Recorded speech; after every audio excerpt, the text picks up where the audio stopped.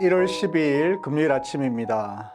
날마다 하나님과 함께하는 교제의 시간을 통해 하나님을 더 깊이 알아가는 시간 되시기를 바랍니다. 오늘 하나님께서 우리에게 주시는 말씀은 요한복음 5장 8절에서 9절까지 말씀입니다. 우리 함께 읽어보도록 하겠습니다. 예수께서 이르시되 일어나 내 자리를 들고 걸어가라 하시니 그 사람이 곧 나아서 자리를 들고 걸어가니라. 아멘.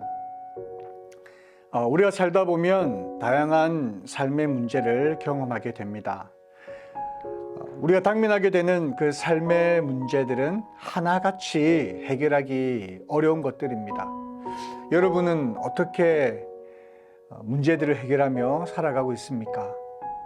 본문에 보면 38년 동안 병이 들어 고통 가운데 살았던 한 사람이 등장합니다.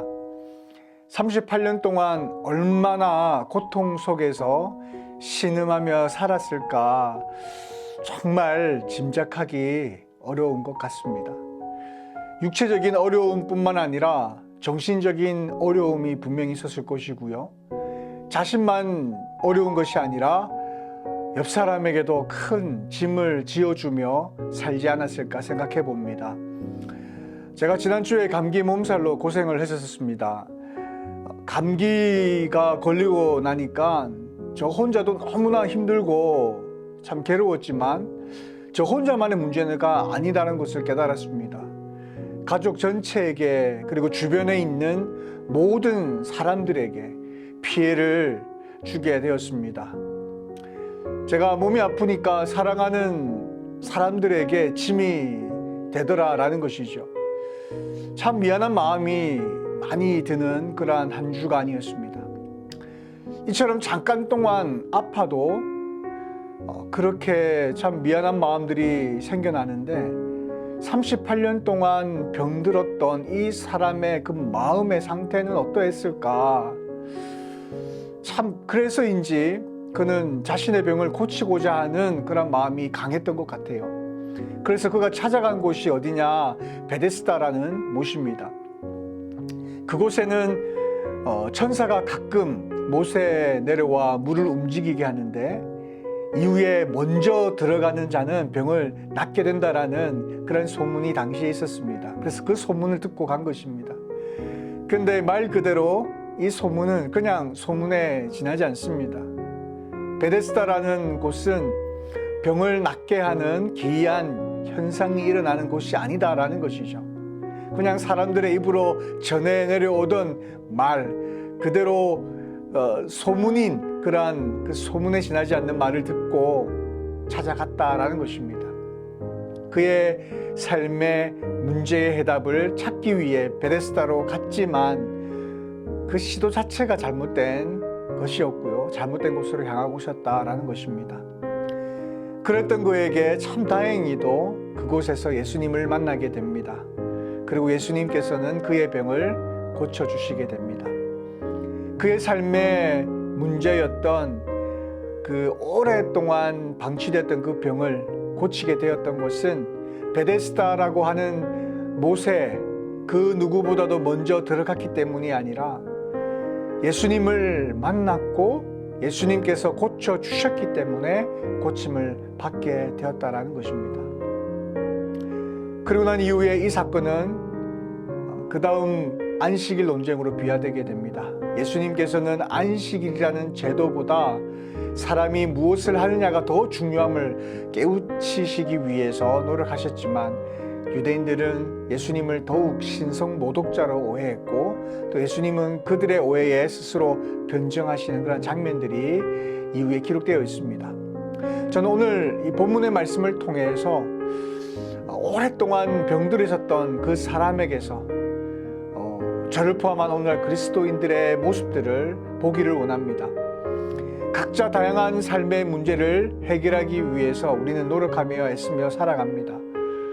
하지만 그 문제의 원인을 우리는 깨닫지 못하고 엉뚱한 곳에서 그 문제의 해답을 찾으려고 하는 그런 모습들을 보게 되지요. 하나님과의 관계 속에서 그리고 예수님을 만남으로 해결하려 하지 않고 사람들의 입소문을 따라 베데스다로 향하고 있는 그 어리석은 사람들처럼, 그 38년 된 병자의 모습처럼 우리는 그렇게 살아가고 있지 않느냐라는 것입니다.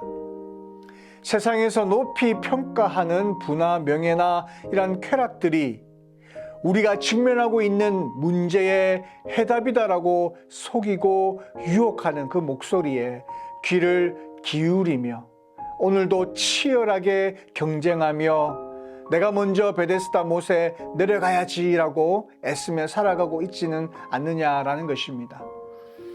생명 되신 예수 그리스도 안에 우리의 삶의 문제에 대한 해답이 있음을 기억하시고 예수 그리스도 안에서 그 해답을 찾으시기를 바랍니다.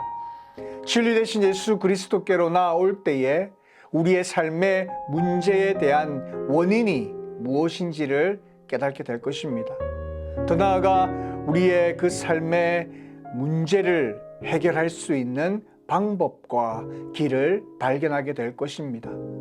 사랑하는 빈내리 성도 여러분, 우리의 오랜 삶에 문제가 있습니까? 여러분의 영적인 그러한 질병들, 오랫동안 안고 있었던 여러 가지 어려운 문제들은 있진 않습니까? 이런 문제들을 고칠 수 있는 분은 오직 예수 그리스도이심을 기억하시기를 바랍니다.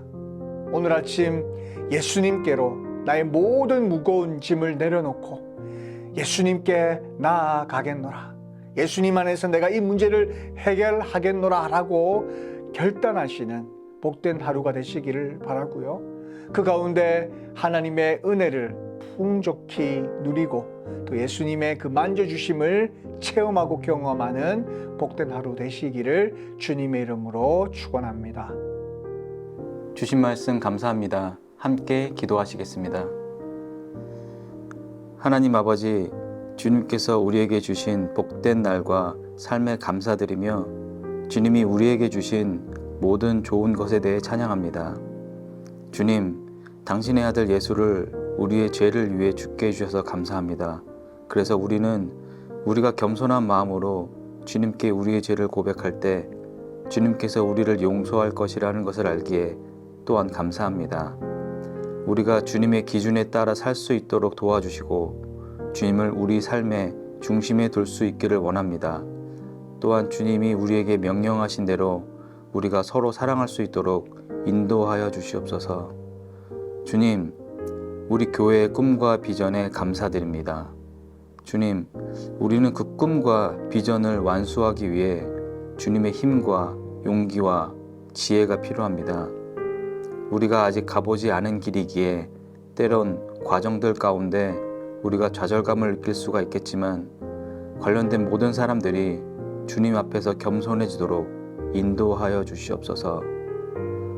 우리 모두가 주님과 함께라면 모든 것이 가능하다는 것을 알 수 있도록 도와주시옵고 우리가 주님께 순종할 수 있도록 인도하여 주시옵소서. 주님, 새가족 사역원의 사역에 대해 주님의 인도와 지혜가 필요합니다. 또한 우리 사역원 팀원들이 영적으로 성장하고 세상의 소금과 빛이 되기를 원합니다. 먼저 우리가 당신 안에서 영적으로 성장할 수 있도록 인도하여 주시옵소서. 항상 주님이 주신 주님의 사랑과 축복에 감사드립니다. 이 모든 것을 예수님의 이름으로 기도합니다. 아멘.